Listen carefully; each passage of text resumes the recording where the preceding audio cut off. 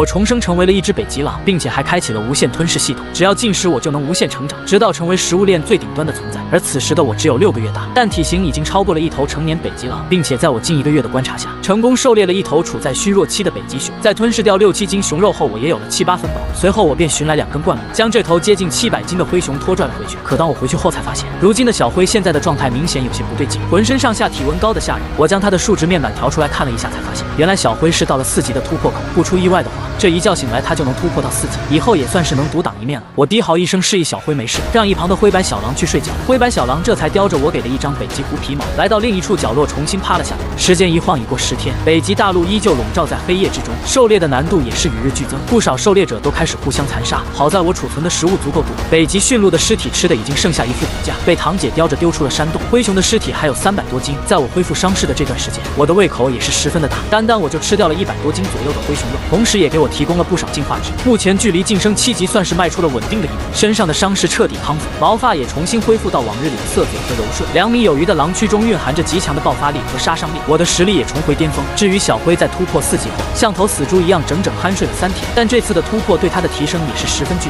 大。单从属性上面看，作为异种的小灰已经足够和普通5级北极狼媲美，战力方面甚至更胜一筹。为了测试小灰真正的战力，我今天带着小灰出去狩猎了一番，主要让小灰打头阵。在这期间，我发现身为异种的小灰在耐力和抗打击方面都要远远超出普通北极狼一大截。此时的他独自战胜了一头凶悍的射，并且掠夺了2只北极兔。胜利的喜悦让他在冰天雪地的北极大陆上兴奋地长嚎一声。随后我们带着猎物返回山洞中，在将北极兔分给堂姐、狼妹还有灰白小狼后，小灰很自然地来到洞口接替了警戒工作，而我则开始研究起了猎杀灰熊给的奖励——强化血清。服用之后可以强化自身随机器官和肢体，但有70%的成功率，失败则药效消失。见状，我想都没想直接使用，一股滚烫的能量瞬间游走在狼躯的4肢百骸。片刻后，这股能量缓缓朝着狼躯的右前爪涌去，滚烫的能量涌入右前爪，灼烧的痛感让我忍不住低嚎出声。山洞中的几只小狼崽听闻赶忙朝我围了过来，狼妹看到一直宠着它的狼哥，痛得浑身上下都在打颤，顿时不争气的流下泪水，一边低嚎一边也在舔着我的毛发。稚嫩的狼嚎透出慌乱无措的神情，小灰和堂姐也都很是焦急。小灰以为有什么东西伤到了我，眼神透出一股要拼命的凶光。我本想示意他们不用惊慌，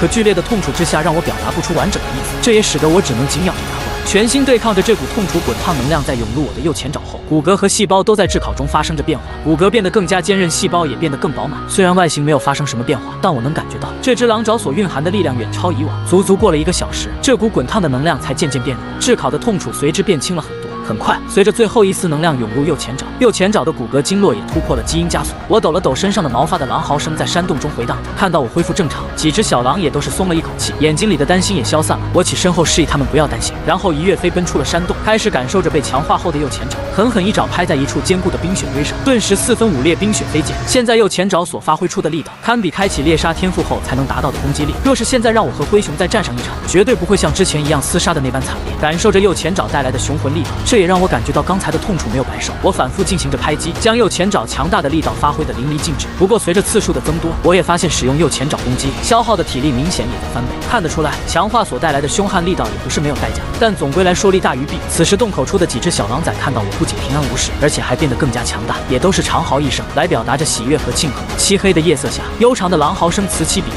良久，在我适应了右前爪所蕴含的力道后，便回到山洞中，伸出狼爪，轻轻拍了拍小灰的脑袋，表达了对他的肯定。这使得小灰高兴地摇着尾巴。狼妹被我叼着进入山洞，示意她和堂姐快去进食。由于刚刚服用强化血清，我也消耗了大量的体力和能量，便来到灰熊旁开始进食起来。现在灰熊的肉给我提供的进化值已经削减到0.1，但仍然还是能提供不菲的热量和营养。进食了10来斤熊肉后，我的体力也在快速恢复着。现如今的我实力已经比之前有了巨大进步，距离成为北极的霸主又近了一步。在我吃完后，便回到了自己的位置，趴着闭目养神。没一会儿，狼妹也吃饱了，来到了我的身旁，小小的身子拱了拱，紧贴着我睡起了觉。笼罩在永恒夜色下的北极，很多动物日常都是只有狩猎、进食和睡觉，来保证最大程度的节省体力。这也使得北极大陆显得静悄悄一片。时间很快来到了第2天，我醒来后看着身旁酣睡的狼妹，悄悄从狼妹身边站了起来，抖了抖身上的毛发，就来到趴在洞口警戒的小灰身旁，招呼他一起出去狩猎。可当我带着小灰在苍茫的北极大陆搜索了很大范围后，依旧一无所获。极夜之下，万物寂寥，我站在一处雪坡上眺望四周，除了远方冰层处有着隐隐约约的极光闪烁外，别的地方都是毫无生命痕迹。冰层地段常有北极熊出没，因此这些地段北极极狼出现的频率并不高。不过冰层处由于有着海洋生物，食物还算丰富，所以我还是带着小辉打算过去看一看。很快，我和小辉就来到了冰层。冰层之处并不像别的地方一样漆黑一片，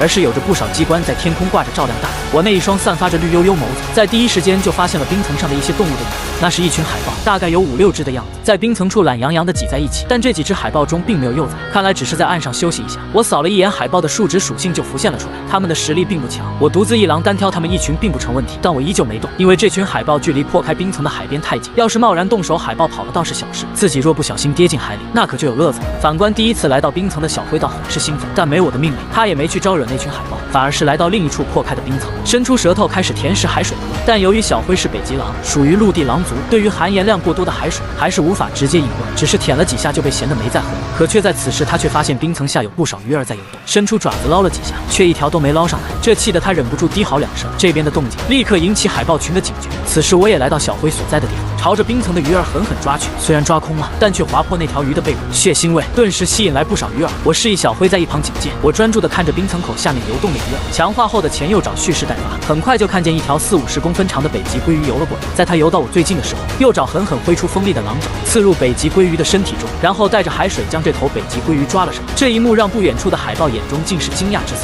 扫了一眼这条鱼的属性也立即浮现在我眼前，这是一条2级的北极鲑鱼，还算中规中矩。我用锋利的狼爪直接将其开膛破肚，然后从里面开始吞食。没想到第一口就获得4点进化值，而且鱼肉也十分鲜美，所以我决定这些天多捕点鱼吃，同时也服用了一支进化药剂。7、8斤的鱼没多久就进了我的胃中，也给我提供了不少进化值。接下来我又用同样的方法再次捕获了几条北极鲑鱼，在进化值削减到1点以下之后，便将大半北极鲑鱼扔给一旁警戒的小辉。这时，本来懒洋洋躺在冰层上休息的海豹都直起了身子看着我，而我只是扫了一眼，并没有当回事。不过就在我将视线再次放入海水中，忽然看到一条1米3、4长的大鱼有动静，因血腥味汇集来的鱼儿立即四散逃开，有一条逃得慢了，直接被凶猛的大鱼一口吞进肚子中。扫视一眼那条鱼的属性面板出现在眼前，这是一条5级的北方狗鱼，实力还算不错。见状，我直接一爪子狠狠向海水里抓去，直接将这条足足有着1米多长的巨大北方狗鱼从冰层破口处生猛地拽了出来。北方狗鱼疯狂地挣扎，有力的鱼尾将附近的冰雪砸得四溅飞舞，而我抬起右爪狠狠拍向它的鱼头，一声剧烈的拍击声响起，疯狂甩动的鱼尾立即没了动静。小辉的眼睛都看呆了，不远处的海豹群也都是面懵。我将这条硕大的北方狗鱼彻底拍死后，见小辉还在原地看着这条大鱼发呆，我过去就是一爪子将它拍醒，低嚎一声，让小辉将其拖回山洞。离开冰层后，十分敏锐的第6感突然对我发出极为危险的信号，我立即停下脚步，然后回头一个眼神制止撒欢跑的小辉。这时小辉也立刻感觉到了什么不安的四处眺望，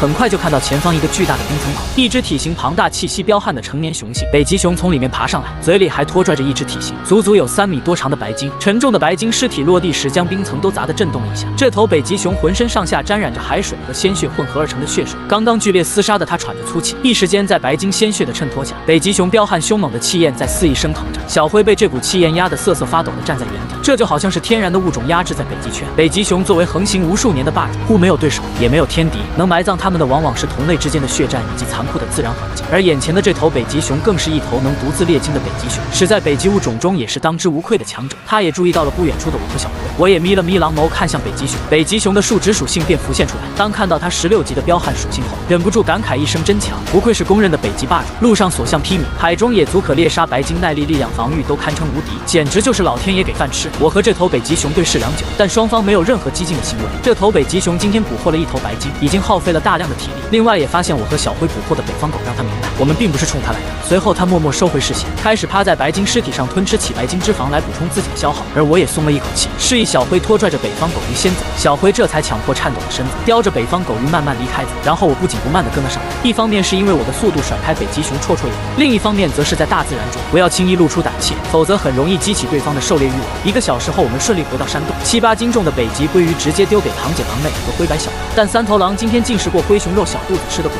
只能嗅着北极鲑鱼不知道这是什么。这时小辉来到他们身前，嗷嗷地叫了起来，表达着这鱼肉多么的鲜嫩多汁、美味可口。而我则是将硕大的北方狗鱼拖拽到山洞一旁，立即将其开膛破肚，对着鲜嫩的鱼肉再次吞噬起来。我的进化值在快速获取了吃饱之后，才站起身招呼小辉去进食。我来到洞口处，眺望着远方，看着漆黑一片的夜色，忍不住想念起狼爸狼妈。离开他们已经半年之久，也是时候回去看看了。不知道狼爸狼妈他们这一段时间过得怎么样。随即长嚎一声，舒缓内心的胆气，然后扭头示意堂姐去睡觉。而我趴在洞口的石块上，一边闭目养神，一边警戒。山洞位于高山之上，身子沉重笨拙的动物是很难爬上的，而能爬上来的狩猎者对狼群造不成多大的威胁。山洞的安全系数相较于狼爸、狼妈所在的山洞还是非常高的。小辉吃饱后也爬到灰白小狼身边睡起觉。一时间，山洞中陷入了寂静之中。第二天依旧是日常巡视一圈，低嚎一声带着小辉从本想将剩下的鱼肉给狼爸、狼妈带去，但醒来时看到睡梦中的狼妹还趴在北极鲑鱼旁流口水，便放弃了这个打算。随后带着小辉又去了冰层，沿途让小辉狩猎了几只旅鼠作为鲜血扩散的诱饵。不多时，我们再一次来到目的地。